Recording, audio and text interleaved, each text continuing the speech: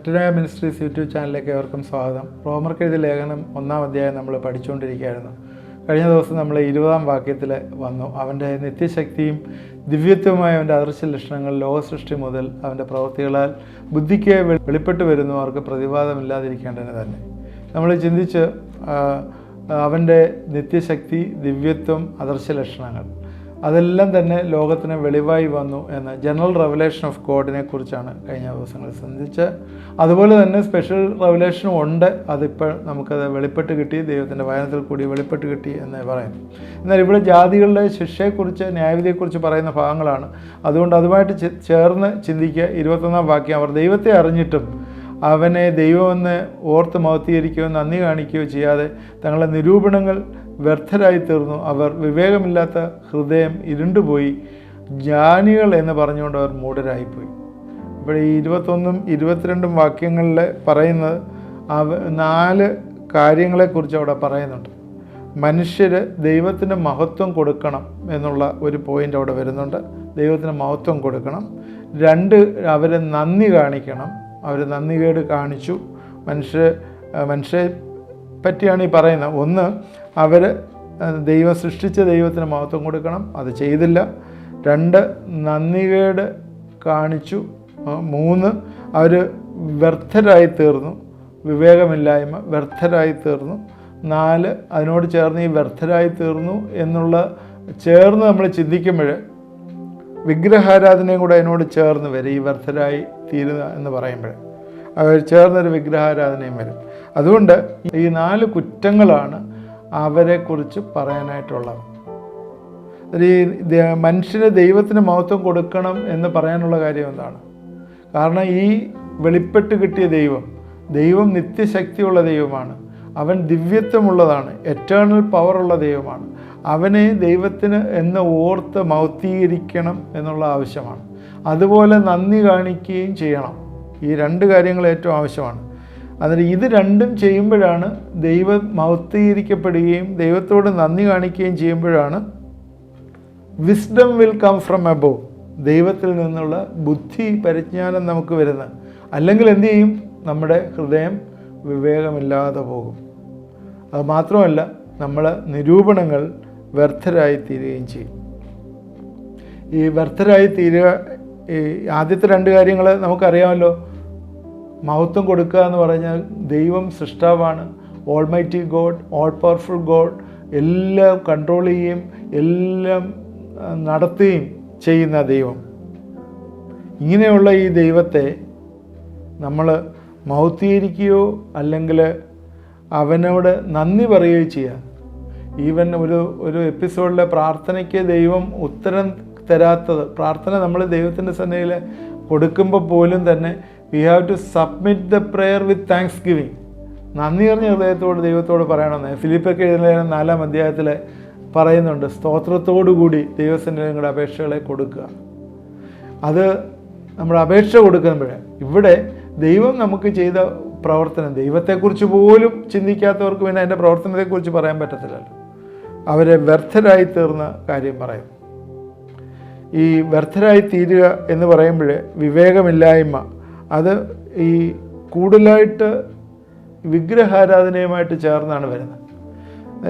ഒരു കാര്യം ശ്രദ്ധിക്കേണ്ടത്, ഈ വിഗ്രഹാരാധന വന്നു കയറിയത് എങ്ങനെയാണെന്ന് ചോദിച്ചാൽ, ഇസ്രായേൽ മക്കളുടെ ഇടയിൽ അത് വന്നു കയറിയത് അവർ മിസ്രൈമിൽ അടിമത്തത്തിൽ കിടന്ന സമയത്താണ്. അതിന് ബൈബിളിലെ തെളിവുകളുണ്ട്. ഞാൻ പിന്നീട് വായിച്ച് കേൾപ്പിക്കാം, അതിൻ്റെ റെഫറൻസ് വായിച്ച് കേൾപ്പിക്കാം. അവിടെ നിന്ന് സ്റ്റാർട്ട് ചെയ്ത വിഗ്രഹാരാധന ജനറേഷനായിട്ട് അവരുടെ കൂട്ടത്തിൽ ഇങ്ങനെ നടന്നു. അതിങ്ങനെ വന്നേ പോയി. അത് അവരുടെ ഉള്ളിൽ തന്നെ ഉണ്ടായിരുന്നു. ഇത് കഴിഞ്ഞ എപ്പിസോഡിലൊക്കെ പിശാച് മനുഷ്യരെ ആക്രമിക്കുന്ന വിധമൊക്കെ പറഞ്ഞപ്പോഴേ, പിശാച് ഒന്ന് കയറി കഴിഞ്ഞാലുണ്ടല്ലോ അവനെ ഇറക്കി വിടാൻ ഭയങ്കര പ്രയാസം. അവനിങ്ങനെ കറങ്ങി നടക്കുകയാണ്. അവനെ ഇറക്കി വിടാൻ ഭയങ്കര പ്രയാസം. അതുകൊണ്ടാണ് അന്ന് ആർമറും ഒക്കെ പറഞ്ഞ് നമ്മൾ സംസാരിക്കുകയൊക്കെ ചെയ്തത്. നിങ്ങൾ അല്ലാതെ കേട്ടിട്ടില്ലെങ്കിൽ അതൊന്ന് പോയി സെർച്ച് ചെയ്ത് കണ്ടുപിടിക്കുന്ന നല്ലതാണ്. ഈ സാധനം, ഈ വിഗ്രഹാരാധന വന്നു കയറിയാൽ പിന്നെ എന്ത്? ഈ വിഗ്രഹം ഞാനല്ലാതെ അന്യദൈവങ്ങൾ നിങ്ങൾക്കുണ്ടാകാതെ യാതൊരു വിഗ്രഹത്തെയും ആരാധിക്കരുത് എന്ന് ദൈവം പറഞ്ഞെങ്കിൽ അതിലേക്ക് മനുഷ്യർ തിരിയാനുള്ള പ്രവണത എപ്പോഴും കൂടുതലാണ്. അപ്പോസ്തല പ്രവൃത്തി 14-15 പൗലോസും ബർന്നബാസും പുരുഷാരത്തിന് ഇടയിൽ ചെന്ന് പറഞ്ഞ ഭാഗമാണ്. അതിൽ പുരുഷന്മാരെ നിങ്ങൾ 14-15 പുരുഷന്മാരെ നിങ്ങൾ ഈ ചെയ്യുന്നത് എന്ത്? ഞങ്ങൾ നിങ്ങളോട് സമസ്വഭാവമുള്ള മനുഷ്യരത്രേ. നിങ്ങൾ ഈ വ്യർത്ഥ കാര്യങ്ങളെ വിട്ട് ആകാശവും ഭൂമിയും സമുദ്രവും അവയുള്ള സകലവും ഉണ്ടാക്കിയ ജീവനുള്ള ദൈവത്തിലേക്ക് തിരിയണം എന്ന് സുവിശേഷം ഞാൻ നിങ്ങളോട് അറിയുന്നു. ഇവിടെ എന്താ അവിടെ സംഭവിച്ചിരിക്കുന്നത്? അവിടെ പൗലോസ് ബർന്നബാസിന് ഇന്ദ്രനെന്നും പൗലോസിന് ബുധനെന്നും പേര് വിളിച്ച് പട്ടണത്തിന് മുമ്പിലുള്ള ഇന്ദ്രക്ഷേത്രത്തിലെ പുരോഹിതൻ കാളകളെയും പൂമാലകളെയും ഗോപുരത്തിൽ കൊണ്ടുവന്ന് പുരുഷാരത്തോട് യാഗം കഴിപ്പാൻ ഭാവിച്ചു. ഇതാണ് വ്യർത്ഥ കാര്യം അവിടെ നടന്നത്. കാരണം അവരെല്ലാം വിഗ്രഹാരാധികളാണ്, വിഗ്രഹങ്ങളെ ആരാധിക്കുന്ന ജനം. അന്നേരം അതൊരു വ്യർത്ഥ കാര്യം, ഒരു ഫ്യൂട്ടൈലായിട്ടുള്ളൊരു കാര്യമായിട്ട് ഇവിടെ പൗലോസ് പറയുന്നു. 2 രാജാക്കന്മാർ 17 അതിൻ്റെ 15 അവൻ്റെ ചട്ടങ്ങളെയും അവൻ്റെ പിതാക്കന്മാരോട് അവൻ ചെയ്ത നിയമത്തെയും അവൻ അവരോട് സാക്ഷീകരിച്ച സാക്ഷ്യങ്ങളെയും നിരസിച്ചു കളഞ്ഞു. അവർ വ്യാജത്തെ പിന്തുടർന്ന് വ്യർത്ഥന്മാരായി തീർന്നു. അവരെ പോലെ ആചരിക്കരുതേ എന്ന് യഹോവ കൽപ്പിച്ചിരുന്ന ചുറ്റുമുള്ള ജാതികളെ തന്നെ അവർ പിന്തുടർന്നു. ഒരു ജാതികളോട് പിന്തുടരുന്നത് എന്താണ്? താഴത്തെ വാക്യത്തിലുണ്ട്, തങ്ങളുടെ ദൈവമായ യഹോവയുടെ കൽപ്പനകൾ ഉപേക്ഷിച്ച് കഴിഞ്ഞ് തങ്ങൾക്ക് 2 കാളക്കുട്ടികളുടെ വിഗ്രഹങ്ങൾ വാർപ്പിച്ച് അശേര പ്രതിഷ്ഠ ഉണ്ടാക്കി. അത് അതിനകത്ത് വ്യർത്ഥമായിട്ടുള്ള ഒരുപാട് കാര്യങ്ങളുണ്ടായിരുന്നു. താഴോട്ട് പിന്നെ പുത്രന്മാരെയും പുത്രിമാരെയും അഗ്നിപ്രവേശനം ചെയ്യിക്കുന്ന കാര്യവും ഒക്കെ ഇതിൽ പറയുന്നുണ്ട്. എന്നാൽ അവർ വ്യാജത്തെ പിന്തുടർന്ന് വ്യർത്ഥന്മാരായി തീർന്നു. വ്യാജം എന്ന് പറയുന്നത് എന്താ? ചുറ്റുമുള്ള ജാതികൾ ഫോളോ ചെയ്തിരുന്നത്. ദൈവത്തിൻ്റെ കൽപ്പനകൾ, ദൈവത്തിൻ്റെ പ്രമാണങ്ങൾ മുമ്പിലുള്ളപ്പോൾ അത് കളഞ്ഞിട്ട് വ്യർത്ഥരായി തീർന്നു. വിഗ്രഹാരാധന അവിടെ വന്നു കയറിയതായിട്ട് കാണും. വ്യർത്ഥരായി തീർന്നു. മനുഷ്യരെ ദൈവത്തെ അറിഞ്ഞ് മനസാക്ഷിയിൽ കൂടിയും പ്രപഞ്ചത്തിൽ കൂടിയൊക്കെ അറിഞ്ഞ് അവനെ അംഗീകരിച്ച് മഹത്വപ്പെടുത്തുവാൻ മനുഷ്യർക്ക് പറ്റുന്നില്ല. കാരണം നേരത്തെ പറഞ്ഞു, പാപത്തിൻ്റെ ആരംഭം അഭക്തിയാണ്. സൃഷ്ടികളായ നാം സൃഷ്ടാവിനോട് ബഹുമാനവും അനുസരണവും കാണിക്കേണ്ടതാണ്. എന്നാൽ മനുഷ്യൻ അത് വിമുഖത കാണിക്കുന്നു. അതുപോലെ തന്നെ അവന് ദൈവത്തിൻ്റെ സൃഷ്ടി മഹാത്മ്യം പരിഗണിക്കുമ്പോൾ അവന് നന്ദി കരയേറ്റേണ്ടതാണ്. നന്ദി കരയേറ്റേണ്ട ദൈവത്തെ നന്ദി കരയേറ്റാതെ അവന് വേണ്ടതായിട്ടുള്ള ഒരു പ്രാധാന്യവും കൊടുക്കുന്നില്ല. അത് ദൈവത്തിന് നിഷേധാത്മകമാണ് എന്നറിയുന്നു. 2 തെസ്സലോനിക്കർ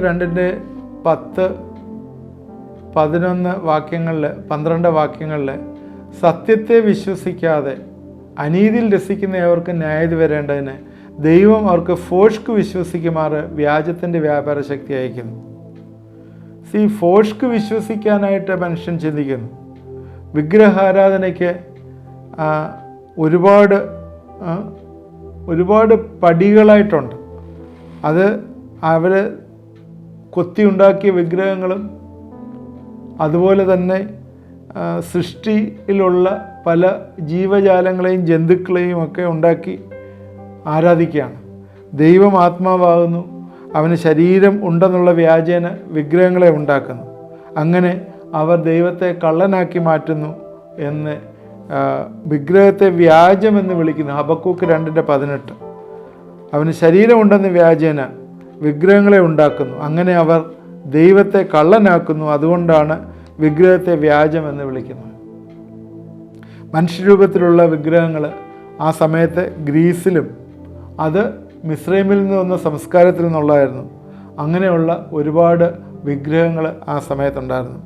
സർപ്പാരാധന കൽദയിലും മിസ്രൈമിലും പതിവായിരുന്നു. അണലി ഒരു വിശുദ്ധ ജീവിയായിട്ട് അവരെ ചിത്രീകരിച്ചിരുന്നു. രാജാക്കന്മാരുടെ ശവകുടീരങ്ങളിലൊക്കെ അണലിയുടെ പടമൊക്കെ അവർ വരച്ചിരുന്നു എന്ന് കാണുന്നു. അതുകൊണ്ട് എന്താണ്, വിഗ്രഹാരാധന ധാരാളമായി വന്നു. മനുഷ്യർ ദൈവത്തിന് മഹത്വം കൊടുത്തില്ല, നന്ദികേട് കാണിച്ചു, വ്യർത്ഥരായി തീർന്നു. അതുപോലെ വിഗ്രഹാരാധന വന്നു. വ്യാജത്തെ പിന്തുടർന്ന് വ്യർത്ഥരായി തീർന്നതായിട്ട് കാണുന്നു. ഇനി ഒരുപാട് റെഫറൻസ് ഉണ്ട്. യെരമ്യാവ് 2:5 ഒക്കെ ഉള്ള വ്യർത്ഥരായി തീർന്നു എന്നുള്ള ചില ചിന്തകൾ അവിടെ വരുന്നു. വീണ്ടും തിരിച്ച് റോമർ 1 അധ്യായത്തിലെ 21 വാക്യത്തിലേക്ക് വരുമ്പോൾ അവരുടെ വിവേകമില്ലാത്ത ഹൃദയം ഇരുണ്ടുപോയി, ജ്ഞാനികൾ എന്ന് പറഞ്ഞുകൊണ്ട് അവർ മൂഢരായിപ്പോയി. ജ്ഞാനികൾ എന്ന് പറഞ്ഞവർ അവരെ മൂഢരായിപ്പോയി എന്നെഴുതിയിരിക്കുന്നു. ജ്ഞാനികളല്ലാത്തവർ സൂര്യനെയും ചന്ദ്രനെയും ഒക്കെ ആരാധിക്കുന്നു. ജ്ഞാനികൾ എന്ന് പറയുന്ന ഈജിപ്ഷ്യൻസ് ആണല്ലോ ജ്ഞാനികൾ എന്ന് പറഞ്ഞ് അവർ അന്ന് ഉള്ള ഈജിപ്ഷ്യൻസാണ്. ബാക്കിയുള്ളവരൊക്കെ ബാർബേരിയൻസ് ആണ്, അവരെ ജ്ഞാനമില്ലാത്തവരെന്നാണ് പറയുന്നത്, ജാതികൾ. അവർ ഈജിപ്ഷ്യൻസ് കാളകളെയും രോഗങ്ങളെയും ഒക്കെ ആരാധിച്ചതായിട്ട് കാണുന്നു. റോമൻസ് സീസറിനെ ആരാധിച്ചതായിട്ട് നമുക്ക് കാണാം. റെഡ് ഇന്ത്യൻസ് ഇടിമിന്നലിനെ ആരാധിക്കുന്നതായിട്ട് കാണുന്നു. ചൈനക്കാർ സാത്താനെ ആരാധിക്കുന്നു, ഡെവിളിനെ ആരാധിക്കുന്നു. ഇന്ത്യയിലെ 30 കോടി ദൈവങ്ങൾ അതിനെ ആരാധിക്കുന്നതായിട്ട് കാണും. ജനങ്ങൾക്ക് എന്തെങ്കിലും ആരാധനയ്ക്കൊരു സാധനം വേണം, അത് അവർ ക്രിയേറ്റ് ചെയ്ത് ആരാധിക്കുക. മനുഷ്യൻ്റെ ഉള്ളിൽ തന്നെ ആരാധനയ്ക്കുള്ള വലിയ താല്പര്യമുണ്ട്. ഇവിടെ ദൈവത്തെ കാണാൻ പറ്റാത്തതുകൊണ്ട് ദൈവത്തിൻ്റെ രൂപമാണെന്ന് പറഞ്ഞ് ഇങ്ങനെയുള്ള പല സാധനങ്ങളെ ഉണ്ടാക്കി വെച്ച് ആരാധിക്കുകയാണ്. 21-ാം വാക്യത്തിൽ അക്ഷയനായ ദൈവത്തിൻ്റെ തേജസ്സിനെ അവർ ക്ഷയമുള്ള മനുഷ്യൻ, നാൽക്കാലി പക്ഷി, നാൽക്കാലി ഇഴജാതി എന്നിവയ്ക്കോട് സാദൃശ്യമാക്കി രൂപസാദൃശ്യമാക്കി കഴിഞ്ഞു. ഇവിടെ എന്താണ് അക്ഷയൻ? അൺകറപ്റ്റബിൾ ഗോഡ്, ഒരിക്കലും ക്ഷയമില്ലാതുള്ള ദൈവത്തെ അവർ ഡീഗ്രേഡ് ചെയ്താണ്. ആദ്യം തുടങ്ങുന്ന മനുഷ്യനിലാണ്, പിന്നെ പക്ഷിയിൽ വന്നു, നാൽക്കാലിയിൽ വന്നു, ഇഴജാതിയിൽ വന്നു. സർപ്പത്തെയൊക്കെ ആരാധിക്കുന്ന ഒരുപാട് കൂട്ടം ഇന്ന് ഇന്ത്യയിലും ഉണ്ടെന്ന് നമുക്കറിയാം. 1 കൊരിന്ത്യർ 1:21 ദൈവത്തിൻ്റെ ജ്ഞാനത്താൽ ദൈവത്തെ അറിയായതുകൊണ്ട്, ദൈവത്തിൻ്റെ ജ്ഞാനത്തിൽ ലോകം ജ്ഞാനത്താൽ ദൈവത്തെ അറിയായതുകൊണ്ട് വിശ്വസിക്കുന്നവരെ പ്രസംഗത്തിൻ്റെ ഭോഷത്വൽ രക്ഷിപ്പാൻ ദൈവത്തിന് പ്രസാദം തോന്നി. ഇവിടെ ലോകജ്ഞാനത്താൽ ദൈവത്തെ അറിയാതെ പോയി. ദൈവത്തെ അറിയണമെങ്കിൽ ഒരു സ്പെഷ്യൽ റെവലേഷൻ നമുക്ക് ആവശ്യമാണ്. അത് നമ്മൾ ദൈവിക ചിന്ത നമുക്ക് ഉണ്ടെങ്കിൽ മാത്രമേ ദൈവത്തെ അറിയാൻ പറ്റുള്ളൂ. ഇവിടെ ലോകത്തിൻ്റെ ജ്ഞാനം വന്നപ്പോഴേ ജ്ഞാനത്താൽ അവർക്ക് ഒരു മൂഢരായിപ്പോയി എന്നാണ് പറയുന്നത്. അതുകൊണ്ട് എങ്ങനെയാണ് നമ്മൾ ദൈവത്തെ കണ്ടെത്തുന്നത്? ഈ ദൈവത്തെ എങ്ങനെയാണ് കണ്ടെത്താൻ പറ്റുന്നത്? അന്ന് മനുഷ്യർ ദൈവത്തെ അന്വേഷിച്ച് ഒരുപാട് പരക്കമ്പായല്ലേ, ഒരുപാട് സ്ഥലങ്ങളിൽ ദൈവത്തെ അന്വേഷിച്ച് പോകുന്നുണ്ട്. ക്രിസ്ത്യൻസ് ഒരു സ്ഥലത്ത് പോകുന്നു ദൈവത്തെ അന്വേഷിച്ച്, മുസ്ലിങ്ങൾ വേറൊരു സ്ഥലത്തേക്ക് ദൈവത്തെ അന്വേഷിച്ച് പോകുന്നു, ഹിന്ദുക്കൾ വേറൊരു സ്ഥലത്തേക്ക് ദൈവത്തെ അന്വേഷിച്ച് പോകുന്നു. എന്നാൽ ദൈവം എവിടെയാണ്? ദൈവം നമ്മുടെ ഉള്ളിൽ തന്നെ, നമ്മുടെ ഹൃദയങ്ങളിലാണ് ദൈവം. ദൈവത്തെ എങ്ങും അന്വേഷിച്ച് പോകേണ്ട ആവശ്യമില്ല. യേശുക്രിസ്തുവിൽ കൂടി ദൈവം നമുക്ക് വെളിപ്പെടുത്തി തന്നിരിക്കുന്ന ദൈവം. യിരെമ്യാവ് 29:13 വാക്യത്തിൽ നിങ്ങൾ എന്നെ അന്വേഷിക്കും, പൂർണ്ണ ഹൃദയത്തോട് അന്വേഷിക്കുമ്പോൾ നിങ്ങൾ എന്നെ കണ്ടെത്തും. പൂർണ്ണ ഹൃദയത്തോട് ദൈവത്തെ അന്വേഷിച്ചാൽ ദൈവം നമുക്ക് വെളിപ്പെട്ട് തരും. നമ്മൾ അന്വേഷിക്കാത്തതുകൊണ്ടാണ് കണ്ടെത്തുന്നത്. സദൃശവാക്യം 8-ാം അധ്യായത്തിൻ്റെ 17-ാം വാക്യം, എന്നെ സ്നേഹിക്കുന്നവരെ ഞാൻ സ്നേഹിക്കുന്നു, എന്നെ ജാഗ്രതയോടെ അന്വേഷിക്കുന്നു, എന്നെ കണ്ടെത്തും. ദൈവത്തെ കണ്ടെത്തണമെങ്കിൽ പൂർണ്ണ ഹൃദയത്തോട് ദൈവത്തെ അന്വേഷിച്ചാൽ ദൈവത്തെ കണ്ടെത്തും. എൻ്റെ പ്രിയപ്പെട്ടവരെ, എന്നെ കേൾക്കുന്ന പ്രിയപ്പെട്ടവരെ, ദൈവത്തിൻ്റെ കൽപ്പനകളിൽ നിന്ന് വ്യതിചലിച്ച് ദൈവത്തെ ഇല്ല എന്ന് പറഞ്ഞ് നടക്കുന്ന ആരെങ്കിലും എന്നെ കേൾക്കുന്നുണ്ടെങ്കിൽ, ദൈവത്തെ കണ്ടെത്താൻ പറ്റുന്നില്ല, പലയിടത്തും അന്വേഷിച്ച് പോകുന്നവരാണെങ്കിൽ അതിൻ്റെ ആവശ്യമില്ല. ദൈവത്തെ പൂർണ്ണ ഹൃദയത്തോടെ അന്വേഷിച്ചാൽ കണ്ടെത്തും. കൊർന്നല്യോസ് എന്ന് പറഞ്ഞ വിജാതീയനായൻ, അവൻ ദൈവത്തെ അന്വേഷിച്ചു, എന്നാൽ ദൈവം അവനെ കണ്ടെത്തി പത്രോസിനെ അങ്ങോട്ട് അയച്ചു. ദൈവം പത്രോസിനെ അയച്ചതായിട്ട് കാണുന്നു. എത്യോപ്യ രാജ്യയുടെ ഷണ്ണൻ ദൈവത്തെ അന്വേഷിച്ച സമയത്ത് എന്ത് ചെയ്തു?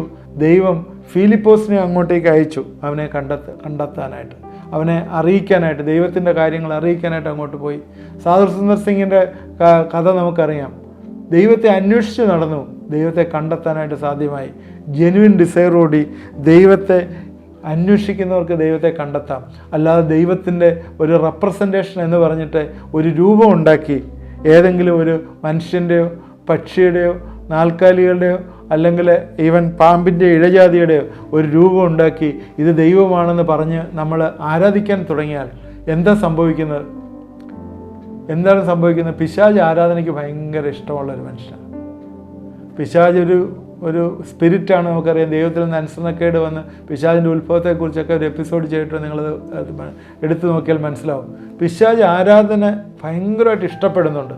കാരണം ദൈവത്തെക്കാളും കൂടുതൽ ആളുകൾ അവനെ ആരാധിക്കണം എന്ന് പിശാച് ആഗ്രഹിക്കുന്നു. അതുകൊണ്ട് എന്താ സംഭവിക്കുന്നത്? ഏതെങ്കിലും ഒരു വിഗ്രഹം, ഏതെങ്കിലും ഒരു പക്ഷിയുടെയോ ഒരു നാൽക്കാലിയുടെയോ, ഈവൻ മരമാണെങ്കിൽ കൂടി നമ്മൾ അവിടെ പോയി അതിന് മുമ്പിൽ നിന്ന് ആരാധിക്കുമ്പോഴേ, നീ ദൈവമാണ് എന്ന് പറഞ്ഞ് ആരാധിക്കുമ്പോഴേ, എവിടുന്നെങ്കിലും ഒരു കുട്ടി പിശാച് വന്ന് അതിനകത്ത് കയറും. കാരണം അവൻ ആരാധനയ്ക്ക് ആഗ്രഹിക്കുന്ന ഒരു വ്യക്തിയാണ്. ആ കുട്ടി പിശാച് അതിൽ കയറിയാൽ നമ്മൾ ആരാധിക്കുന്ന ആരെയാണ്? പിന്നെ ആ പിശാചിനെയാണ്. അതുകൊണ്ടാണ് ദൈവം ആത്മാവാണ്. അവനെ ആരാധിക്കുന്നവർ ആത്മാവിൻ്റെ സത്യത്തിൽ ആരാധിക്കണം. അവന് രൂപവും കാഴ്ചയും ഒന്നുമില്ല, ആ രീതിയിലല്ല. അവൻ നമ്മുടെ ഹൃദയങ്ങൾ വസിക്കുന്നതാണ്. ആകെ ദൈവത്തിൻ്റെ രൂപം നമുക്ക് വെളിപ്പെട്ട് കിട്ടിയത് യേശുക്രിസ്തുവിൽ കൂടി മാത്രമാണ്. അതുകൊണ്ട് ഇന്ന് ഇടിമിലിനെ ആരാധിക്കുന്നവരും സാത്താനെ ആരാധിക്കുന്നവരും അനേക ദൈവങ്ങളെ ആരാധിക്കുന്നവരും സീസറിനെ ആരാധിക്കുന്നവരും രോഗങ്ങളെ ആരാധിക്കുന്നവരും കാളകളെ ആരാധിക്കുന്നവരും ഒക്കെ ഇന്ന് ഈ ലോകത്തിലുണ്ട്. അതുകൊണ്ട് അങ്ങനെയുള്ളവരെക്കുറിച്ച് പറഞ്ഞ് അവരുടെ ഹൃദയം കുരുടായിപ്പോയി എന്നാണ് പറഞ്ഞത്. അവർ വ്യർത്ഥരായി തീർന്നു, അവർ നന്ദികേട് കാണിച്ചു, അവരുടെ ഹൃദയം കുരുടായിപ്പോയി, ജ്ഞാനമില്ലാതെ പോയി എന്ന് കാണുന്നു. എൻ്റെ ഇന്നത്തെ എപ്പിസോഡ് ഞാനിവിടെ വൈൻഡപ്പ് ചെയ്യുകയാണ്.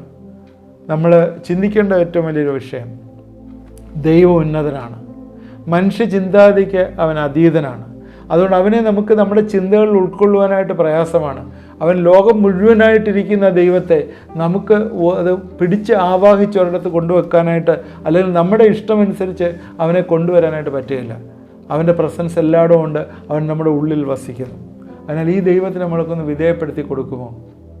അതോ നമ്മൾ അവൻ്റെ അറിയാതെ ദൈവമെന്ന് മനസ്സിലാക്കാതെ അവന് മഹത്വം കൊടുക്കാതെ അവന് നന്ദി കരയറ്റാതെ നമ്മൾ മൂഢന്മാരായി വ്യർത്ഥരായി തീർന്നിട്ടുണ്ടോ എന്ന് നമുക്കൊന്ന് വിശകലനം ചെയ്യാം.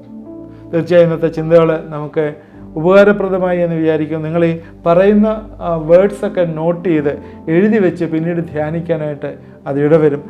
എല്ലാ ദിവസവും 1, 2, 3 പോയിന്റുകൾ ഞാൻ പറയുന്നുണ്ട്. അത് നിങ്ങൾ എഴുതി വെച്ചെങ്കിൽ നിങ്ങൾക്ക് നന്നായിരുന്നു.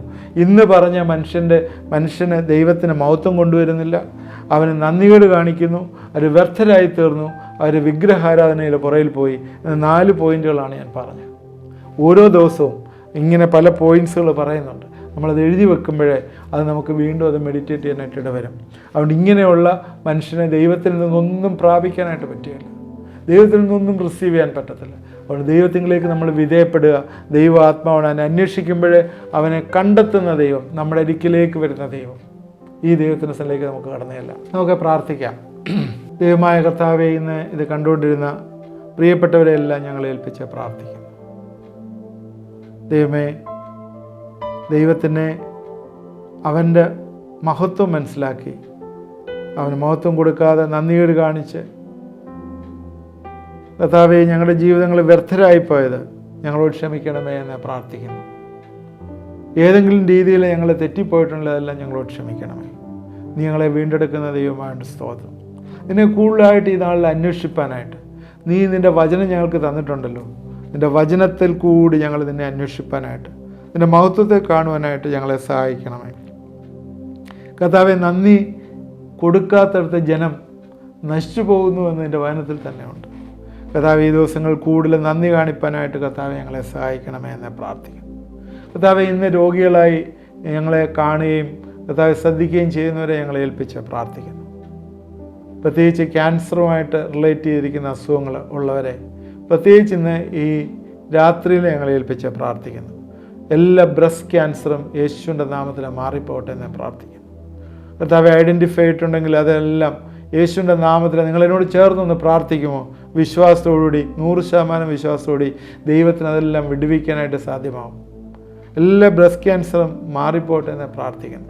പ്രോസ്ട്രേറ്റിന് ഗ്രോത്ത് വന്നിട്ട് എന്ത് ചെയ്യണമെന്ന് അറിയാതെ വിഷണ്ണരായിരിക്കുന്ന ചില ആളുകളെ കാണുന്നു. യേശുവിൻ്റെ നാമത്തിൽ അത് നോർമലാകട്ടെ എന്ന് പ്രാർത്ഥിക്കുന്നു. അതിലെ ക്യാൻസറിന് സാധ്യതയുള്ള ഒരു ഘടകവും ഉണ്ടാതിരിപ്പാൻ കർത്താവെ നീ ഞങ്ങളെ അനുഗ്രഹിച്ച് പ്രാർത്ഥിക്കുന്നു.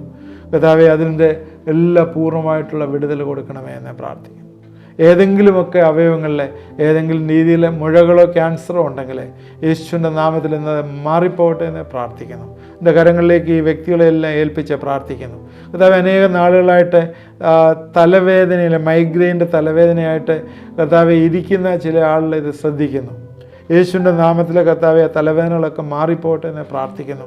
ഞങ്ങളവരെ ഏൽപ്പിച്ച് പ്രാർത്ഥിക്കുന്നു. കർത്താവെ, വിശ്വാസത്തോട് പ്രാർത്ഥിക്കുമ്പോൾ കർത്താവെ അത് പൂർണ്ണമായിട്ട് വിടുവിക്കണമേ. ഇനി അത് റിപ്പീറ്റ് ചെയ്ത് വരാതിരിപ്പാൻ കർത്താവെ അവരെ നിൻ്റെ കരങ്ങളിലേക്ക് ഏൽപ്പിക്കുന്നു. എന്നോട് വിശ്വാസത്തിൽ പ്രാർത്ഥിച്ചിരിക്കുന്ന എല്ലാവരെയും പ്രാർത്ഥന കേട്ട ദൈവം അനുഗ്രഹിക്കുന്ന സ്തോത്രം. തുടർന്ന് കർത്താവെ നീ അവരെ അനുഗ്രഹിക്കണം. അവരുടെ ഹൃദയത്തിൽ എന്താഗ്രഹം ഉണ്ടെങ്കിലും കർത്താവെ ദൈവനാമ മഹത്വത്തിനായി അതെല്ലാം സാധിപ്പിച്ചു കൊടുക്കുകയും സഹായിക്കുകയും ചെയ്യണമെന്ന് പ്രാർത്ഥിക്കുന്നു. കരങ്ങളിലേക്ക് ഏൽപ്പിക്കുന്നു. യേശുക്രിസ്തുവിൻ്റെ നാമത്തിൽ പ്രാർത്ഥിക്കുന്നു. കേൾക്കുമാറാകണമേ. ആമേൻ. നിങ്ങൾക്ക് എന്തെങ്കിലും സംശയങ്ങൾ, ഡൗട്ടുകൾ ഉണ്ടെങ്കിൽ നിങ്ങൾ വാട്സാപ്പ് നമ്പറിൽ നിങ്ങൾ ആ ഡൗട്ട്സ് അയച്ചു തന്നാൽ അതിനൊരു ക്ലിയറായിട്ട് റിപ്ലൈ തരാം. ഏതെങ്കിലും സംശയങ്ങളുണ്ടെങ്കിൽ അപ്പോൾ നിങ്ങൾ എന്തെങ്കിലും കമൻ്റ് ഉണ്ടെങ്കിൽ കമൻറ്റ് ബോക്സിൽ ഇടുക. ആദ്യമായിട്ട് കാണുന്നവർ സബ്സ്ക്രൈബ് ചെയ്യുക. പ്രയർ റിക്വസ്റ്റുകൾ ആ പ്രയർ ലൈൻ നമ്പറിലേക്ക് അയക്കുകയോ വിളിക്കുകയോ ചെയ്യുക. നിങ്ങളുടെ ഫ്രണ്ട്സിന് ഇത് ഷെയർ ചെയ്ത് കൊടുക്കുക. ദൈവം നമ്മളെല്ലാവരെയും അനുഗ്രഹിക്കട്ടെ.